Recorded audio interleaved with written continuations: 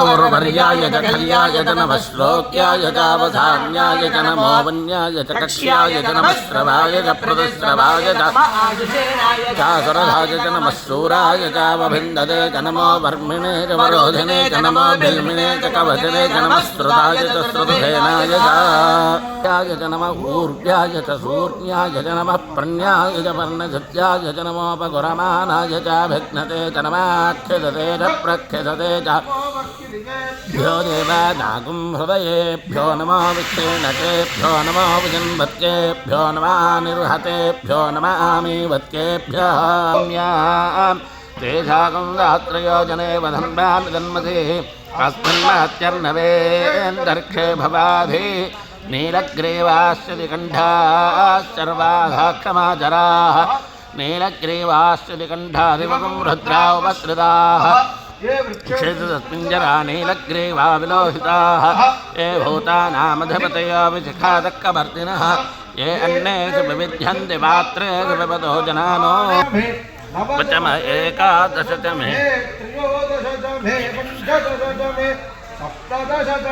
नवदश च म एकविगुंजलिश्च मे त्रयोविगुंजलिश्च मे पञ्चविगुंजलिश्च मे सप्तविगुंजलिश्च मे नवविगुंजलिश्च म एकत्रिगुंजश्च मे त्रिगुंजश्च मे चतस्रश्च मे स्तौच मे द्वादश च मे षोडश च मे विगुंजलिश्च मे चतुर्विगुंजलिश्च मे अष्टाविगुंजलिश्च मे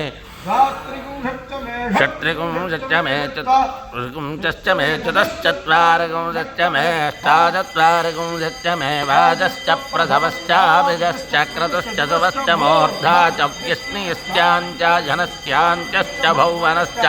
भुवनश्चाधिपतिश्च यज्ञनेर्बृहस्पतिरुक्थामदानि जगुंसि सद्विश्वे देवासूक्तवाच पृथिवीमातर्मामायगुंसेर्मधमनुष्ये मधवक्ष्यामि मधवदिष्यामि मधमदें देवेभ्यो वाचमुद्यासकुन्तु श्रोषेण्यां मनुष्येभ्यस्तं महादेवा अवन्तु शोभायै पितरो न वदन्तु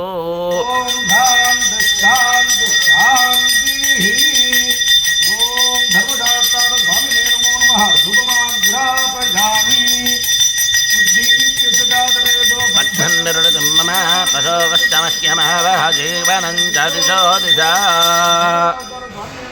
प्रत्यक्षदीपं दर्शयामि आपो वा इदगुं सर्वं विश्वाभूतान्यापः प्राणा वा आपः पशव आपोन्नमापो मृतमापः सम्राडापो विराडापस्वराडः